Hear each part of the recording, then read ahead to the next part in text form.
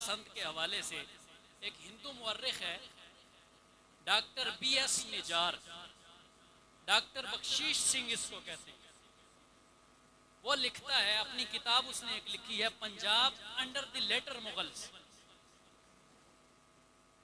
उसके सफ़ा नंबर 279 पे लिखता है, कहता है कि 1705 या 1707 ईस्वी में सियालकोट में एक लड़का स्कूल का तालिब इल्म था, उसने हुजूर अलैहिस्सलाम की गुस्ताखी की और सैयदा फातिमतुज़ ज़हरा रज़ियल्लाहु ताला अन्हा के हवाले से मुग़ल्लज़ात बके। तो उस वक्त का जो गवर्नर था ज़करिया खान, ये मुसलमान था और बड़ा गैरतमंद भी था। इसने उसको गिरफ्तार करवाया। उसका नाम था हकीकत राय, हिंदू हकीकत राय।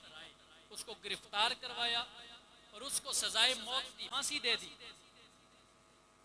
जब फांसी हो गई तो अगले साल उसी दिन उन्होंने पतंगे उड़ाकर उस हिंदू की याद मनाई।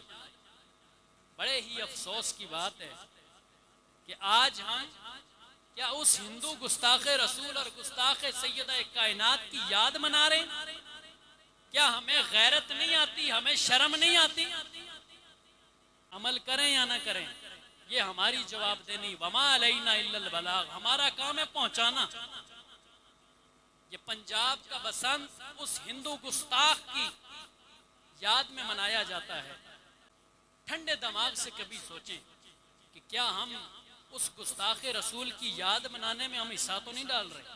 गुस्ताखे सैयदा कायनात की याद मनाने में हम हिस्सा तो नहीं डाल रहे?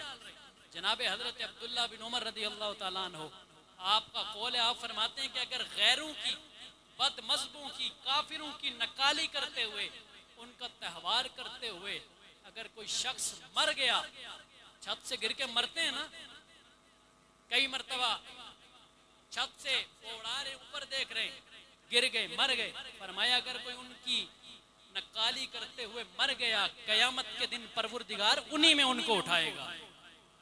क्या कोई ये चाहेगा कि वो हिंदुओं में उठे, वो काफिरों में उठे?